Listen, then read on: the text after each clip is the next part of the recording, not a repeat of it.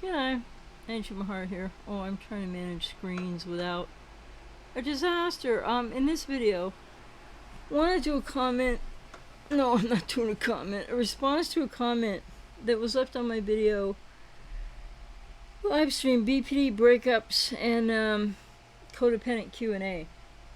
And where I was talking about logic, and I've done another video about that too. Codependence and logic, and does it help or doesn't it help? And why it might not help. Okay, let me try scrolling this way so that I don't get myself into the same problem. 1 second, sorry. Just trying to, yeah. Computer's a little far away. Okay. So the person says, as a person trying to recover from relationship with possible BPD, I disagree that trying to use logic won't help recovery. I have been reading, listening, watching. Just a second. This computer is not going to cooperate with me. So they've been reading, listening, watching everything on bipolar and borderline, empathy, mirror neurons, insight, trauma, denial. I wanted to know, why did my husband discard me? I wanted to know, how did I get to be homeless in a foreign country with 2 kids? Sorry, he doesn't want to see. 2 kids that he doesn't want to see all of a sudden. I wanted to know if I am BPD myself because he kept insisting I'm the mental one. Well, they always do that, don't they? So I dug, and now I know where is my responsibility in my marriage and where is his. Well, that's a good thing. I disagree, and I disagree that I'm borderline. I know completely trust my, it says that. I know completely trust my therapist's opinion about my mental health. I stopped having anxiety attacks nearly 24/7. I found your channel and mentions a couple other channels. I have read about emotional abuse and its origin and consequences. It helps me also with codependence and with parenting my own kids. And speaking of parenting, I have understood what brought me into this relationship, why I'm so insecure, loyal, and obsessively helpful. In other words, extremely codependent. Like some overreacting St. Bernard dog. My parents didn't really do any good job there for me, but honestly, I didn't realize how much love and attention I was robbed of until I started my research. I have confronted, and by the way, realizing how much love and attention one has been deprived of when you start researching is you're understanding that intellectually first. So does it go down into the emotions after that? That's another process usually for people. And then they said, I have confronted my mother only to find out she doesn't really have the emotional capacity to practice attachment parenting because of her own childhood trauma. So I feel like that's part of my life, that this part of my life is now slowly healing. Well, is it part of your life that's healing or yourself? And then they said, you are so right that codependent people need to own their actions. But I want to remind others that sometimes your adverse experience can make you feel you are responsible for everything and everyone. A poor and strange way of regaining control over themselves, I guess. And then you may want to do what I did, to try to separate where your actions and responsibilities are and where is another person's. Yes, this would be basic boundary work. It is a very dark place to be if you've been adversely treated and also convinced that you earned that or deserved that poor treatment. If you could talk about those who got had adverse experience in their adult relationships after being after the adverse experience in their own original childhood adverse experience. about people being trapped in their BPD relationships because they are convinced that everything bad in these relationships is their fault. I think I talk about this all the time. So this person mustn't have watched more than one video. It was so hard for me to ever even suggest that I may not be responsible for what happened in the adverse experience I went through. I've been receiving. I love your bluntness and assertiveness. You are an amazing source. Thank you for advocating for people with mental illness. I love how you keep stressing that it's very treatable for their families, and thanks for all my help. Well, and this person is a good example of classic misinterpretation 101. Because when I'm talking about people with codependency, the logic gets in your way of healing. I'm not talking about, well, computer thing again. When you're researching things, that's, your intellectual self. I don't know what's wrong with this computer. Trying to help yourself out. So if there's logic applied in that intellectual aspect of inquiry, yes, that's important. But people overdo that. I think is more to the point what my point has been. And so this person in the beginning, I'll just reiterate, said, I disagree that trying to use logic won't help recovery.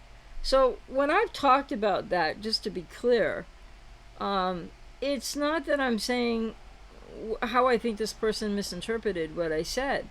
It's not that you shouldn't be trying to help yourself out in these ways of, finding out information. It's that people go too far afield with that, but that's using your intellect. I don't know if it's always logic, but it's using logic or your intellect to try to understand some things. And yes, that inquiry is important.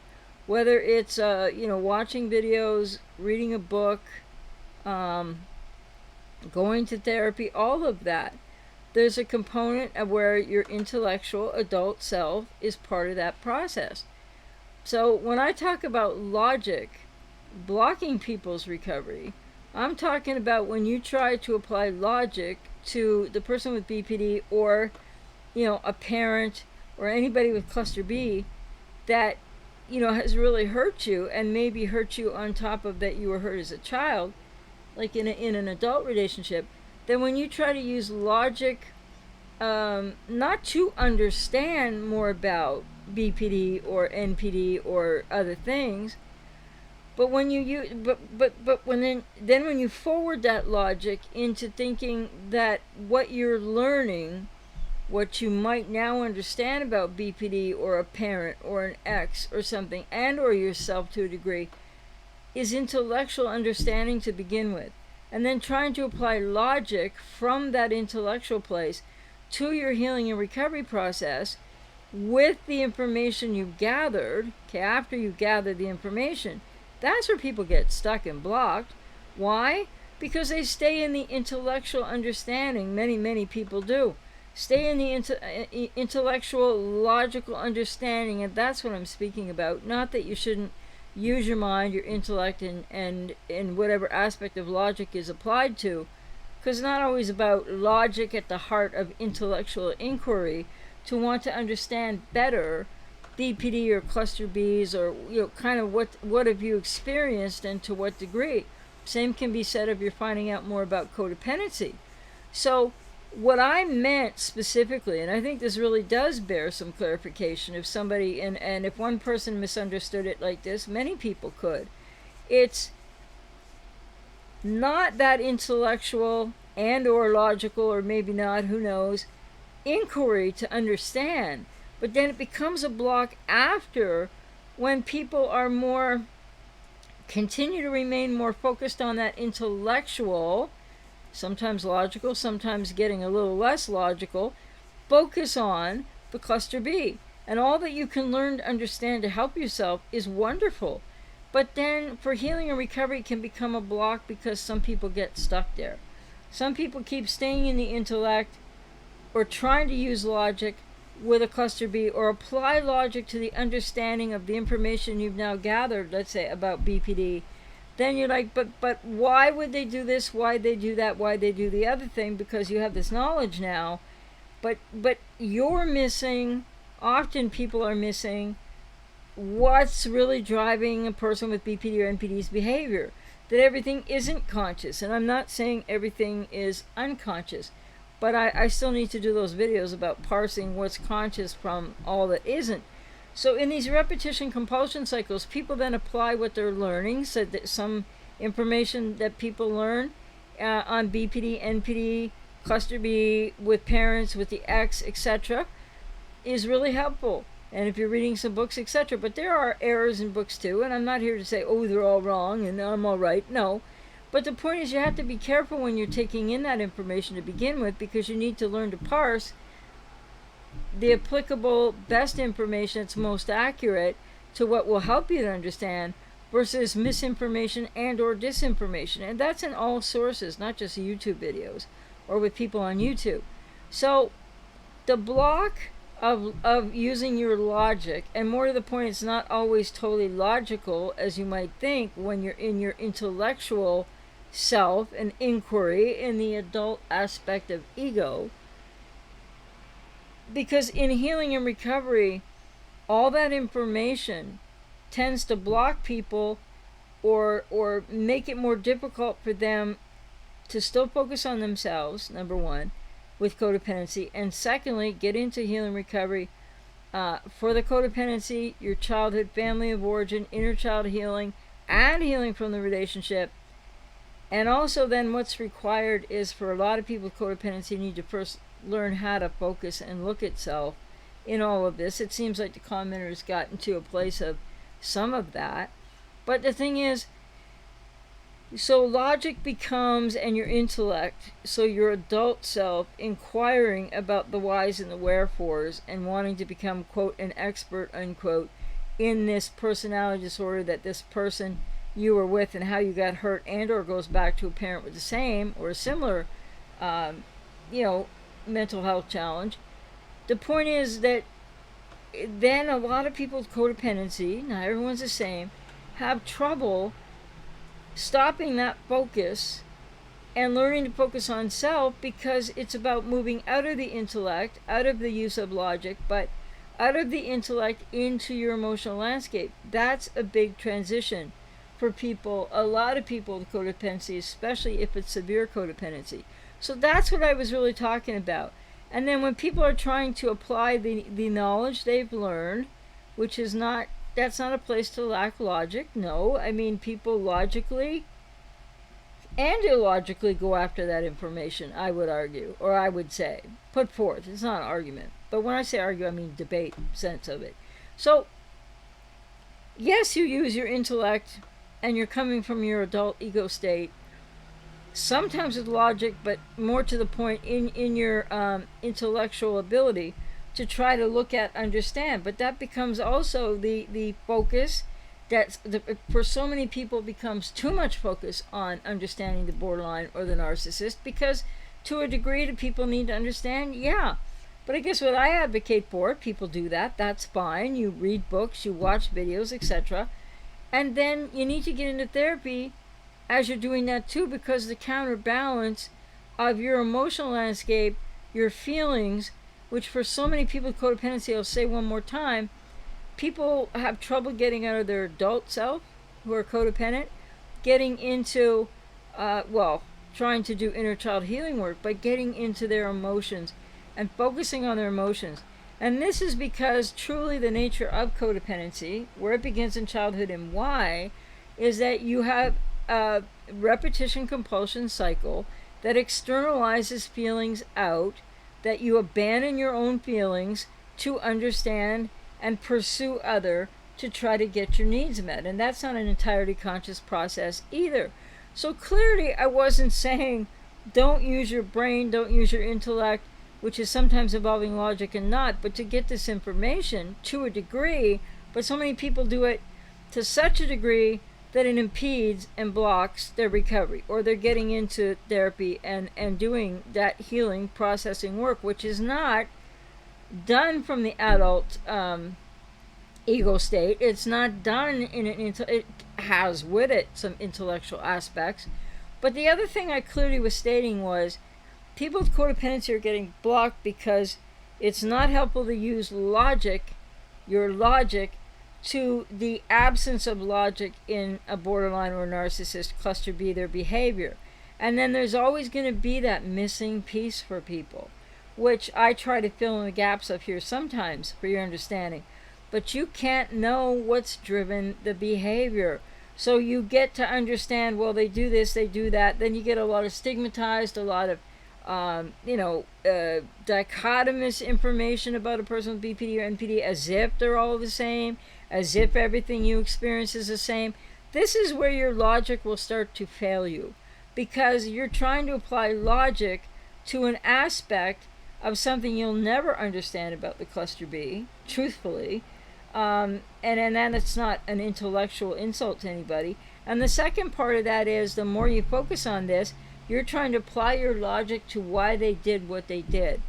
That why thing is a big block to getting into your healing and recovery, because you know what you've experienced, you've seen the behavior, then you learn more about it, but you still don't understand the drivers of it, which is, I think, going too far for people, because your closure isn't going to come from that. Your closure is going to come when you stop trying to use, never mind the intellectual inquiry, that's one thing, that, yes, but then using logic to try to figure out why this and that happened, and how come you feel like the bad guy, and they did this and they projected that onto you. That's where the logic no longer serves people with codependency, because you're applying logic to illogical behavior of a parent and or an ex with BPD or NPD. So that's specifically what I meant, and I hope I wasn't too generally vague, but if one person can misunderstand it to that degree, so could others. So I hope that it's clear now what I'm talking about. When you're applying your logic after the question why, and trying to get yourself off the hook and trying to find closure with your logic, you're applying all that. So not the inquiry of understanding more and learning more about these things, but then don't over-focus on that. You'll be abandoning yourself again. Then at what point you get into your own healing and recovery journey, where you need to access, number one, and focus on yourself, not the cluster B, not why they did everything they did, or whatever, and more, whatever and more. But then that you need to learn how to focus, many need to learn how to focus on themselves, and then start a process that becomes, it's in your emotional landscape, not intellectual, not logic. So throwing your logic at information you're learning is you throwing logic at information you're learning about how cluster Bs behave and what they do to people, that doesn't give you the understanding of what drives them, because there's simplistic answers online that, oh, they all do this because of this, and it's not the same for everybody, and it's not that simplistic. So clearly that's what I meant, and I hope this video helps to clear this up, because what you need in information is up to you, but like most people overdo it and overfocus on that. And so you're applying logic to illogical behavior, to an experience that you're not going to understand logically, even when you get more information about BPD or NPD, cluster B, etc., which can be peppered with misinformation and a lot of sort of not accurate information. So to heal and recover, it really becomes important for people with codependency to suspend the quest for trying to put your logic to the issue, to the understanding, in that sense of when you need to get into your emotional landscape and start to process and understand wounded inner child, family of origin work, self-differentiation, and many more moving pieces of this entire adverse experience, which has that multiplicity to it, or that multi-factor layer, multi-layered reality of what happened to you adversely in childhood, and where that intersects with what happened to you adversely in an adult relationship, for your part, with a cluster B. So if you keep applying your logic to why did they do this, why they do that, why they behave the way they do, is not logical. And that's where it becomes a block. And then if you stay in the intellectual inquiry, thinking you're an expert right now, kind of that way of being, that mindset, then you're still going to be trying to apply logic to the whys and the wherefores that don't have logic, So you see how logic can still be a block there, and that's what I meant. And then you need to take the next step, get into healing recovery, work with somebody. I'm out here if I resonate with you, who really knows this area, so you can get into your emotional landscape. That's where you're going to get your closure from the ex. That's where you're going to do the healing work from what's underlying what you went through with an ex, with BPD or more than one, or NPD, because it's going to connect the dots back in your childhood, and doing some inner child healing work, among other things, and family of origin work, which none of that is if you try to use your logic in any of that healing or recovery process, you will block your way forward. So I hope that's clear. And as always, I'm keeping it real here to help you heal. I'm sorry that somebody misunderstood me on that to that degree, and perhaps others did as well.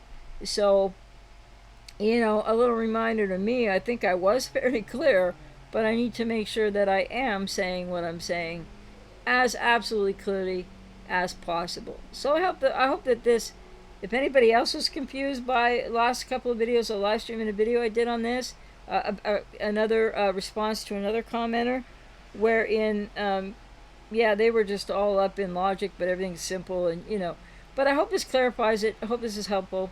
Take care.